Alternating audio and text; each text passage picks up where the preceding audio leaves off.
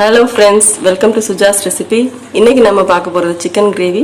இந்த chicken gravy ரொம்ப சிம்பிளான இன்க்ரீடியன்ஸ் வச்சு எப்படி செய்யலாம்னு இந்த வீடியோவில் பார்க்கலாம். இப்போ நான் சொல்ல போகிற அளவு 1/2 கிலோ சிக்கனுக்கு 1/2 கிலோ சிக்கன், 2 தக்காளி, 2 வெங்காயம். சின்ன தக்காளியாக இருந்தால் 3 தக்காளி எடுத்துக்கலாம். அப்புறம் அரைக்கிறதுக்கு 2 ஸ்பூன் கிரேவி முந்திரி எடுத்துருக்கேன். உங்ககிட்ட இது இல்லைன்னா 5 முந்திரி எடுத்துக்கலாம்.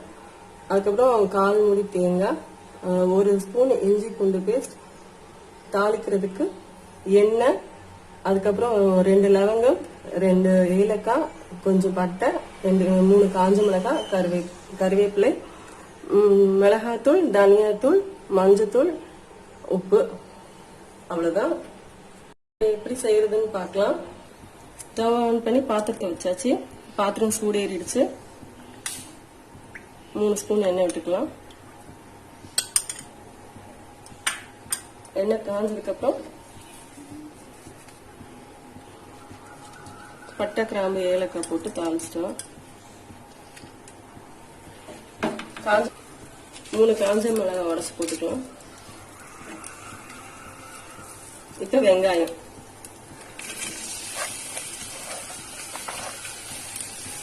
ஓரளவுக்கு வதங்கினதுக்கு அப்புறம் இஞ்சி பூண்டு பேஸ்ட் போட்டுடலாம். இப்ப இஞ்சி பூண்டு பேஸ்ட் போட்டுடலாம். வெங்காயம் ஓரளவுக்கு வதங்கிடுச்சு.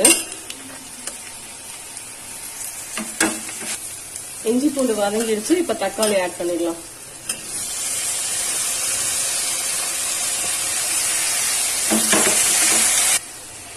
இப்ப தக்காளி வதங்குறதுக்கு 1/4 ஸ்பூன் உப்பு போட்டாச்சு. இது வதங்கிட்டு இருக்கும் போது நம்ம கிரேவிக்கு தேங்காயையும் முந்திரியும் அரைச்சிட்டு வந்துடலாம். இப்ப தக்காளி வதங்கிடுச்சு.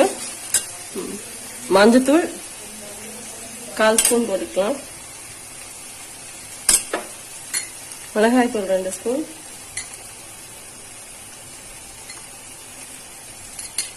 தனியாத்தூள் 2 ஸ்பூன்,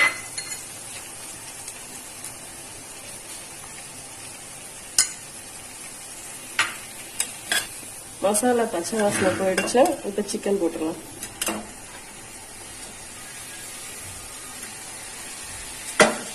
போட்டு நல்லா கிளறிடலாம். இப்ப இந்த சிக்கனுக்கு தேவையான உப்பு போட்டுடலாம்.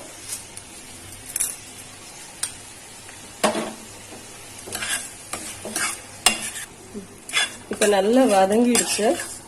இந்த ஸ்டேஜ்ல நம்ம அரைச்சு வச்ச மசாலாவை விட்டுறலாம். தேங்காவையும் முந்திரியும் அரைச்சிருக்கோம்ல, அதை விட்டுறலாம்.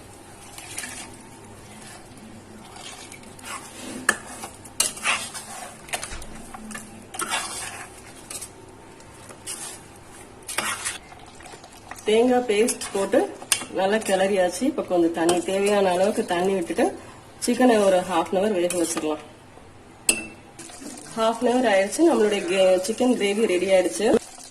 இப்ப 1/4 ஸ்பூன் சிக்கன் மசாலா மேல தூவி விட்டுட்டு கிளறிடலாம்.